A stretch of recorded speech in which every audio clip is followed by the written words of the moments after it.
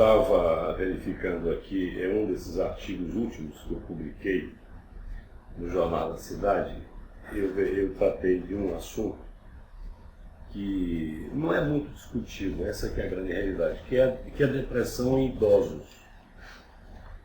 E eu procurei destacar nesse artigo que depressão é uma condição que, embora se saiba que ela pode aparecer em diferentes etapas da vida, desde a infância, da adolescência, no início da vida adulta e na velhice, da terceira idade, é a terceira idade a sede mais onde prevalece a ocorrência de depressão.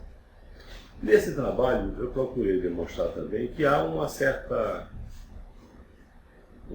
dificuldade de nós elaborarmos um diagnóstico preciso dessa ocorrência nessa fase da vida, porquanto a própria condição de ser idoso já é uma condição que implica em um falecimento geral das funções humanas. Isto é, isso fisiologicamente, eu não estou dizendo aqui, pelo amor de Deus, que idoso é gente doente. A idade de cada um de nós, seja da primeira idade, da última idade, na vida da gente, elas são específicas e fazem com que nós nos comportemos de conformidade com cada uma dessas épocas. E no idoso não é diferente. As limitações, a lentidão do metabolismo, as dificuldades intelectuais, as dificuldades cognitivas, a rigidez afetiva, a labilidade afetiva, a dificuldade no pragmatismo, são, entre outras coisas, uma série de condições normais, naturais, que ocorrem nesse universo, que é um universo que tem ascensão, cresce muito, sobretudo no Brasil, e estima-se, por exemplo, que até 2035 seja a sexta idade mais prevalente do mundo no nosso país. Quer dizer, o nosso país está envelhecendo com uma certa rapidez, e isso certamente fará com que essa população de idosos vai apresentar as características naturais de cada uma dessas idades, que é o que eu estou me referindo. Nessa idade, todavia, um fato acontece com razoável frequência, que é a depressão. Então, em mais de 60% das vezes, 70% das vezes, a ocorrência de depressão se concentra praticamente nessa idade aí, com todo o cortejo dos episódios depressivos. Desânimo, desinteresse, apatia, falta de alegria, retraimento social, as pessoas perdem o elan vital, perdem o colorido da vida. E aí junto com uma série de outros sintomas, dificuldade do sono, do apetite, perda de peso, uma inibição geral da comunicação, que é um fato também importantíssimo, e a retração social. Então você junta tudo isso e acontece uma síndrome depressiva na terceira idade, que é essa que eu estou me referindo. Ocorre que essa condição de envelhecimento, ela é muito criminalizada, vamos chamar assim. Ela é muito massacrada pela própria visão social do idoso. Você vê, as políticas públicas em idosos ou para idosos, desenvolvidas para idosos, são pífias, são muito ruins, são eventuais, e parece que os governos fazem um esforço gigantesco para poder lidar com essa gente.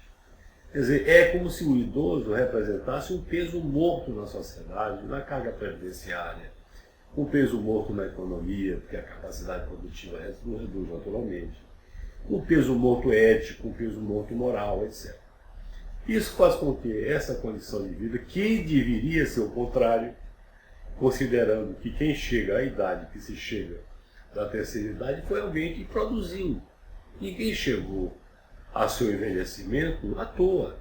Se eu cheguei à idade do envelhecimento, é porque eu tive, no meu passado, uma vida produtiva. Caso contrário, eu não chegaria. Eu chegaria de forma muito precária. Então, essa população, no meu entendimento, deveria ser bem mais cuidada, mais zelada, mais preparada. Nós não temos, por exemplo, uma política pública voltada para a possibilidade de você envelhecer.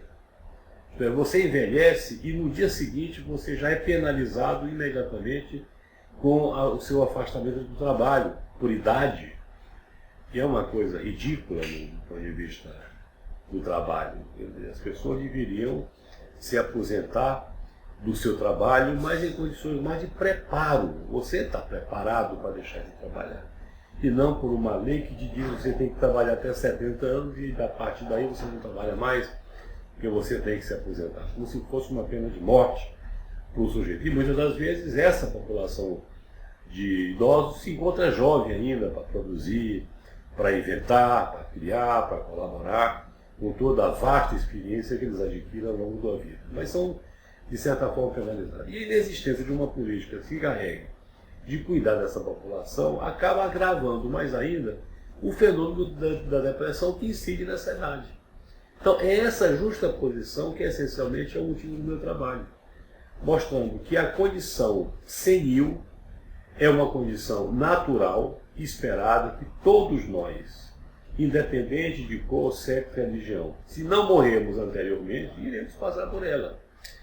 E é preciso que haja toda uma condição de desenvolvimento pessoal, desde a infância, que seria ideal, para preparar para que nós cheguemos com saúde a essa população.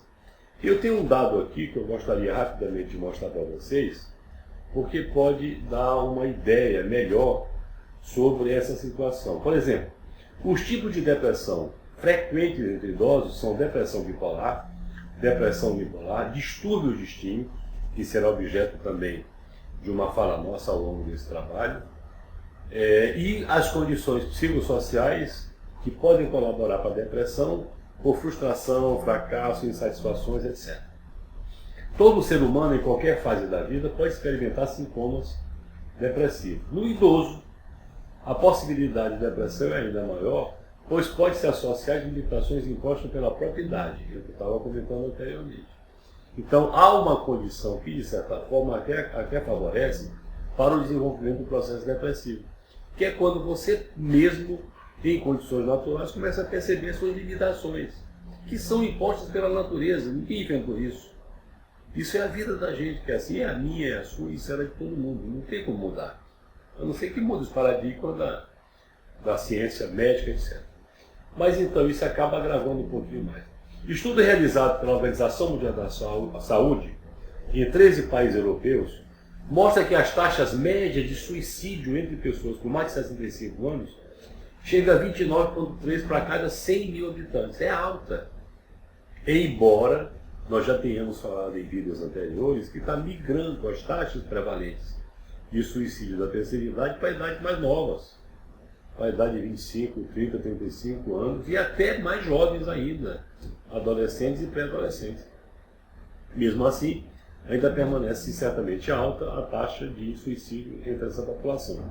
E a incidência de tentativa de suicídio, 61,4 pessoas para cada 100 mil habitantes, ou 100 mil pessoas. Além dos dados serem elevados, a razão entre tentativa de suicídio e os consumados é muito próxima a 2,1. Certo?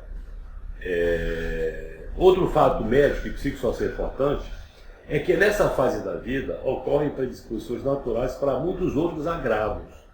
Já tinha me referido anteriormente. E isso os vulnerabiliza, portanto, os idosos, a desenvolverem muitos outros problemas de saúde, tanto física quanto comportamentalmente, que são devido a não só a depressão, mas a outras contingências naturais da própria idade.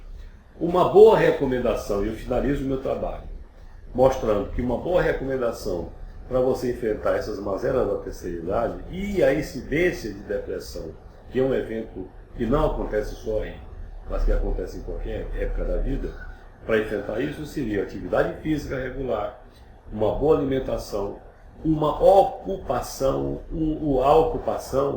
o pragmatismo, você está inserido numa atividade psicossocial, é vital para a saúde mental. O sujeito que começa a se isolar, tem uma vida muito reclusa, muito fechada, etc., acaba se alinhavando para outros distúrbios psiquiátricos. E é importante que você age, que você tenha essa fluidez, essa plasticidade no seu comportamento. Tem um outro dado aqui que me parece também relevante, mostrando que a depressão, que é o envelhecimento, é um problema atual, todos os povos, de todos os países, não é só nosso. É um fenômeno transnacional, tanto nos países desenvolvidos quanto nos países em desenvolvimento. Os esforços se ampliam entre os governantes para construir-se uma política de saúde do idoso que garanta melhor qualidade de vida, que é lamentável que não haja isso, sobretudo no nosso país.